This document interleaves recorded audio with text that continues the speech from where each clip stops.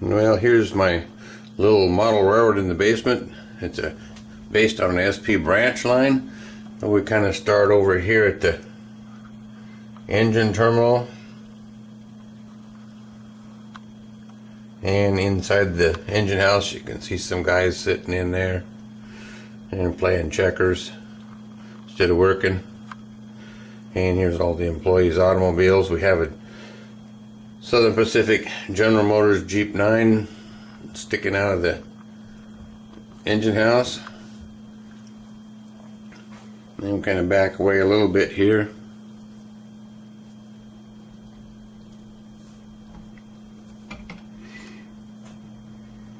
We can bring out a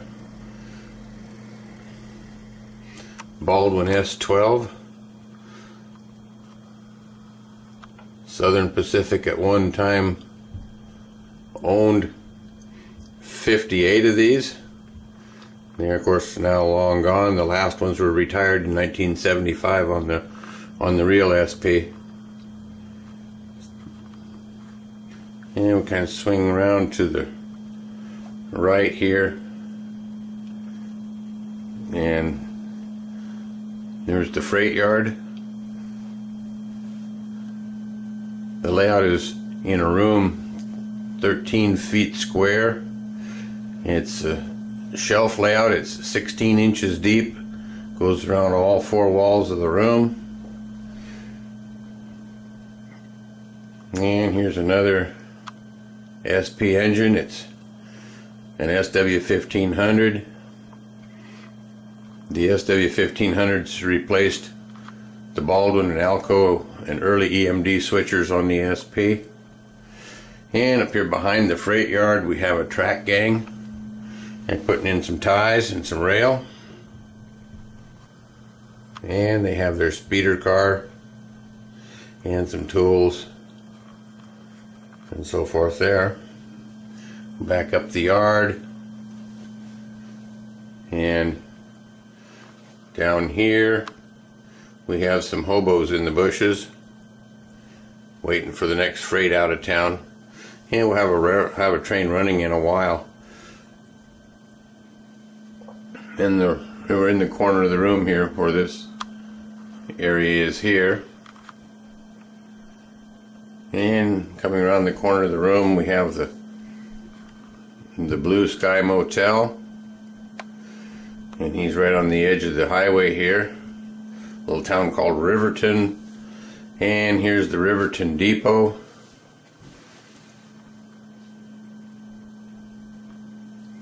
And then we're back out on the kind of the open area for a while.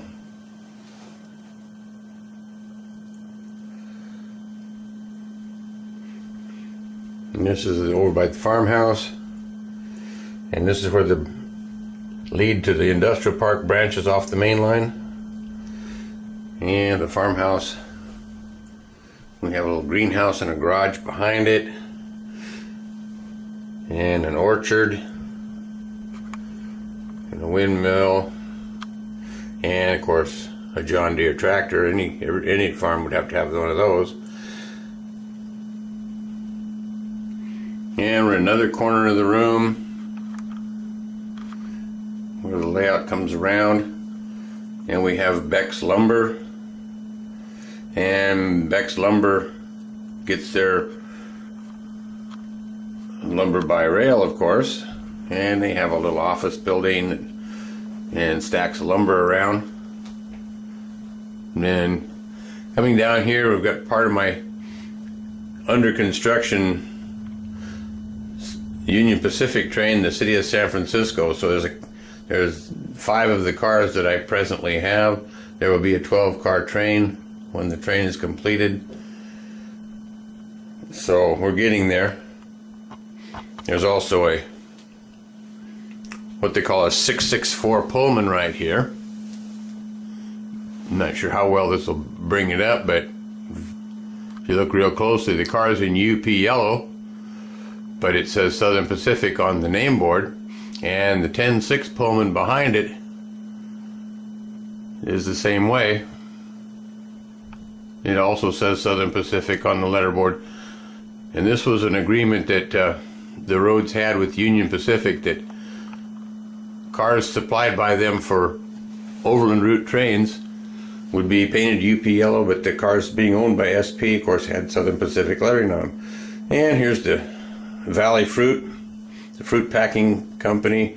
We have a couple of refrigerator cars being loaded, and next to it is Ewing Oil.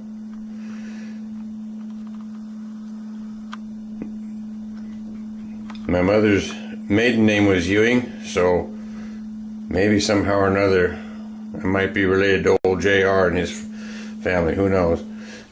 Anyhow, so we have an oil distributor there, and a switcher is kept here at the industrial park. A little General Electric 70-tonner. SP had 20 of these, and they're all long gone now too. And then of course we have some Southern Pacific trucks.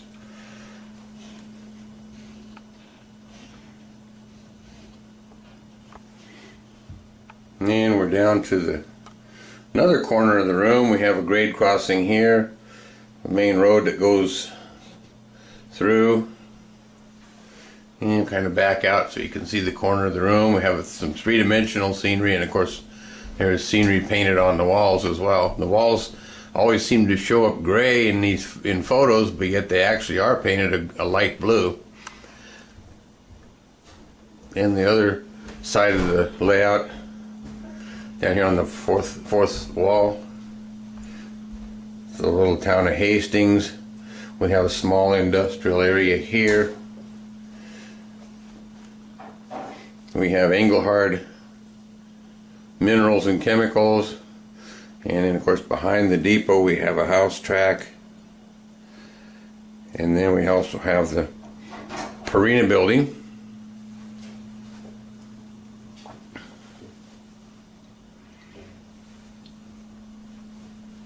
And there's another short tunnel, and there's a lift out for the doorway. We're at the doorway into the room. There's a lift out, and there's a pair of wing nuts into studs that hold the lift out in place at each end. The lift out is actually 3 Atlas girder bridges end on end that go across the doorway,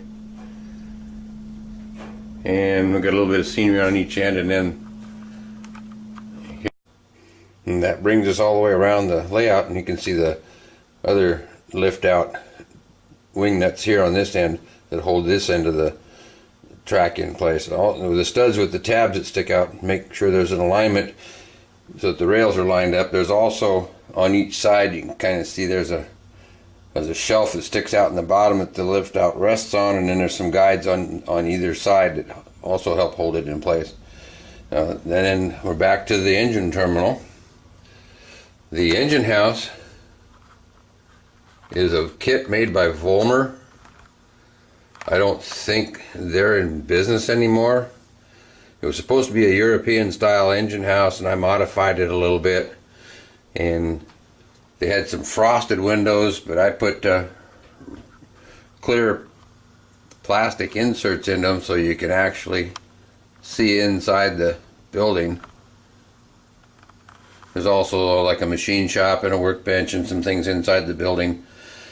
This fuel tank is an old Revell from many years ago, and Revell of course is long gone. I haven't seen or heard from them, but a lot of people remember them for their airplane and ship kits. They had battleships and destroyers and aircraft carrier kits along with airplanes of various kinds. And we got an old boxcar sitting here on some ties. Used as a storage shed.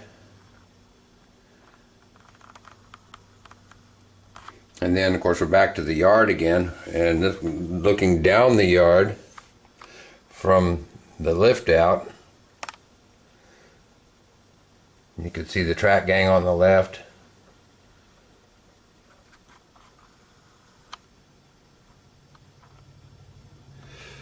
And there's the SW1500 again sitting there.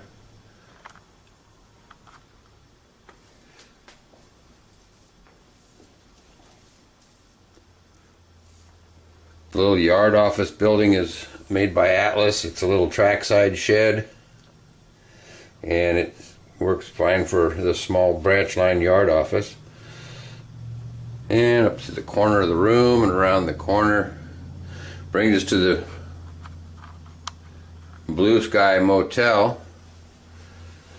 It's a little kit that I picked up, made by, I think, Great West Models is who makes it. And it gives you the 3 little cabins, and then the office, and then the sign, the Blue Sky. And of course they got some place vacant. And we're at the crossing at the Riverton Depot, and to the right of the crossing is the depot.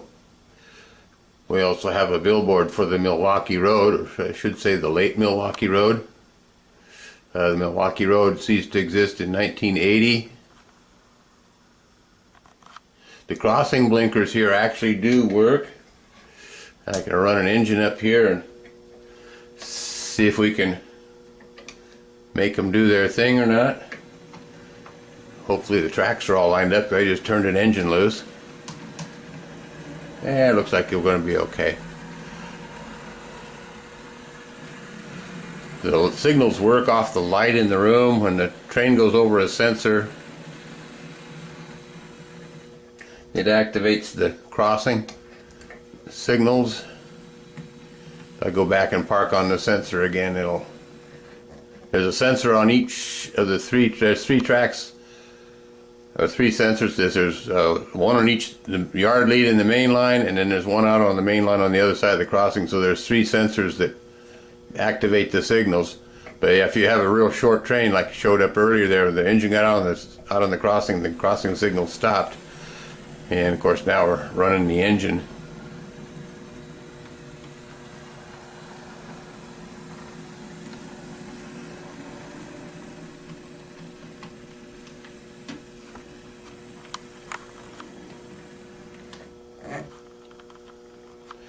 Back to where I had it parked, and back around the corner, and the Atlas passenger depot is what was used for the Riverton depot. When you get it, it's a kind of a red with a white trim and a black roof. It's a neat little building, but it looks terrible if you just build it, so I repainted it. And then of course I added the folks waiting for the train, and the cars in the parking lot of course come along extra too. We also have the highway here. That guy in the big 442 Oldsmobile would probably like to get on a little bit, but with the police behind him, well, he's going to have to slow down a little bit, I guess. The road was made from roofing, from asphalt, 3-tab asphalt roofing. It's made from some scraps. Roadbed, the same roadbed that was used for the track was used for the highway, and then a paper pattern was made of the road, and then I traced the paper pattern out on the roofing and cut it out with a utility knife, and then used some contact cement to stick it down. And then after everything was glued and dry that way, then I painted the roadway with some flat black paint, a latex type paint, and then sprayed it with some Tester's gloss coat to make it a little bit shiny for the stripes. The stripes are 4-inch decal stripe in white and in yellow, and I was always kind of wondering what size the stripe was. So one Sunday morning I run out in front of the house here on the highway with a tape measure, and come to find out the real stripes are 4 inches wide, and they're 10 feet long with a 10-foot skip in between them, at least here in front of the house. And so did the stripes that way. And then once the striping was all decaled down and dry, then I sprayed the road with a rattle can of dull coat to flatten it back out again. And then along the edges of the road I used N scale, which is half the size of the layout that I have here. I used ballast for N scale for the gravel alongside my HO scale roads, as well as the parking lot in the in the motel here, it also has N scale.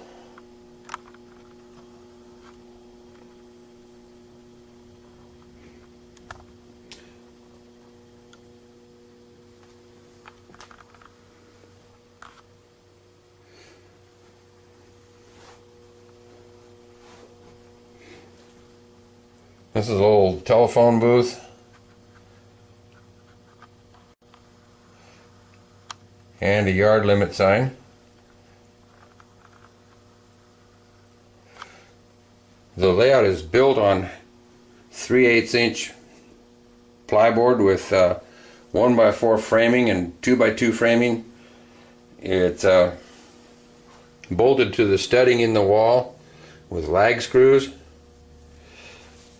And there are no legs. The layout is 4 feet off the floor, and there's no legs, so there's bookcases and the TV and a few things under the layout. We're back over by the farm again.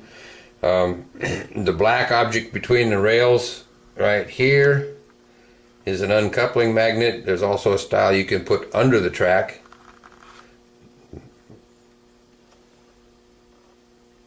And back around to Beck's Lumber again. Beck's Lumber actually was a lumber company here in town. Buzz and his wife Alice owned Buzz's dad before that owned the lumber company. And but when Buzz retired, well, they just went out of business, and that's the end of Beck's Lumber. But I have their little lumber yard here that they had here in town. They did not get lumber by rail, unfortunately. They got lumber by truck. And then we'll come back around to Valley Fruit.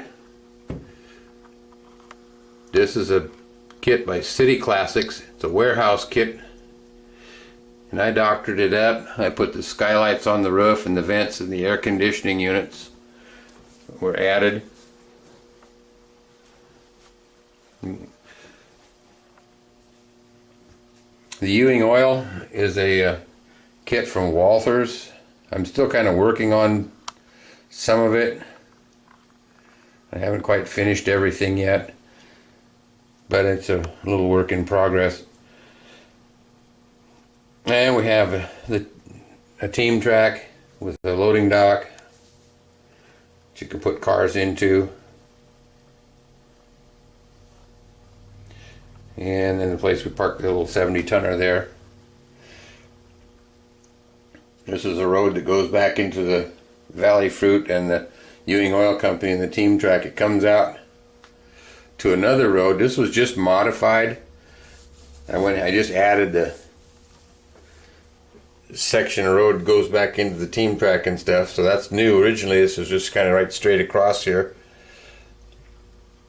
And then of course I did the roofing routine like I did on the other road, and decaled everything, and the rattle cans of gloss and bell coat. The signs are from Blair Line, so the street signs such as the railroad crossing sign here and the 35-mile-an-hour speed limit sign in the back were by Blair Line. The railroad crossing sign is from Oregon Rail Supply, and I replaced their plastic sticks to hold the sign up with some 4x4 inch brass square stock material. Makes it a little bit sturdier, and that way if we ever do have a disaster and the train hits the sign, it won't break it off in the scenery. And of course, like I say, the world goes on beyond the end of the layout. The switches on the layout are all controlled by hand throws. There are no electric switches on the layout. They're all done with ground throws by Caboose Industries. And you can see here, you just flip it over and it throws the switch the other way. There's another switch that's kind of done to push the streamliner out of the way a little bit. There's another switch that's right here, and it goes under the other side of the track so that the ground throw is on the outside and next to an uncoupling magnet. And there's a little short piece of brass tubing with a piece of piano wire in it that's hooked from the ground throw to the throw bar on the switch. So when you throw this here, it actually throws it over there, and works pretty well. And since there's no room to put an actual throw bar or switch, ground throw for a switch in there, the trees, of which there are a lot of them on the layout,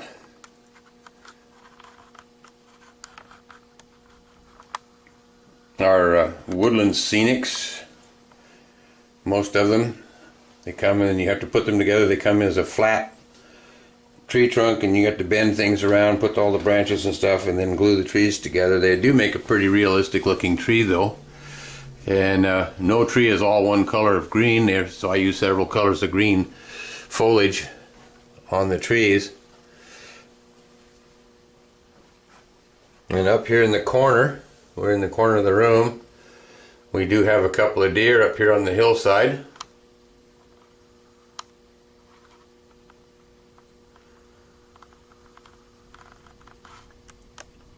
The scenery also breaks right here. This is the corner of the room, and you look right down the center of this photo basically, and it's where the layout, if you had to take it apart, it would break right here.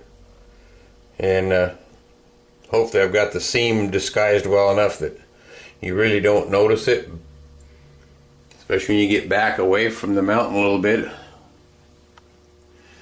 And there's a tunnel through here, of course. The mountain is made out of packing foam and insulating foam. And the tunnel portal on each end, I believe, was made by Chooch Industries. The mountain was made out of, like I mentioned, out of insulating foam and packing foam. Then it was covered with hydrocal plaster that was put on with a paintbrush. And you kind of got to work in small batches to work fast, because plaster doesn't give you many seconds to sing. And then it was colored with acrylic artist colors made into a wash and applied with the lighter colors first, and then darker colors added later. And then after all the staining and painting was done, then grass was added. I painted the area with Elmer's glue that had been cut about 40% with water with a little soap in it. Put that on with a paintbrush, and then while it was wet, sprinkled the grass on it. And then once it was dry, I went back and double checked, make sure everything was glued down, and then went over it with hairspray. Get some cheap ladies hairspray. It's wonderful glue. You don't want the expensive stuff. You want the 75-cent a can stuff, and it sticks things down very well, and it also seals it in. All the grass areas were sprayed with hairspray after everything was dry. The depot here in Hastings is a little kit. Was made by IHC, who is now no longer in business. It's a neat little building, and it also came in horrible colors. And it found a way to my paint shop, and it got squirted the right color of paint. And we'll kind of turn around the other little area. We got some people's vehicles, and then over here we have Engelhard Chemicals. I don't know if the sign will show up very well or not, but anyhow, there's Engelhard Chemicals. And we have some trucks backed up to the loading dock, and behind the building there's a covered hopper that can be unloaded into the building, and then the stuff packaged and sent out by truck. Next to it is the Purina building. It's a neat little building. It's been on the market for a number of years. Originally it was made by Sidem and Company, and Sidem later sold out to California Model Works, who sold out to Alpine Division Models. But the kit hasn't changed any. It's made out of cardboard and wood, and as is the Engelhard building. And it's a great little kit. And of course we got things going on in front of the building. The time frame on the layout here is in the mid to late 1970s on the Southern Pacific. And here's the other tunnel by the doorway. It also has the same tunnel portal as the other tunnel, and the mountain was made the same way as the previous mountain. And then you can kind of look across, you can see the lift out for the doorway and all the junk on the little cabinet below it. I haven't had the lift out of here in quite some time. Just never have any reason to. It's 4 feet off the floor. I usually just duck under rather than take it in and out all the time.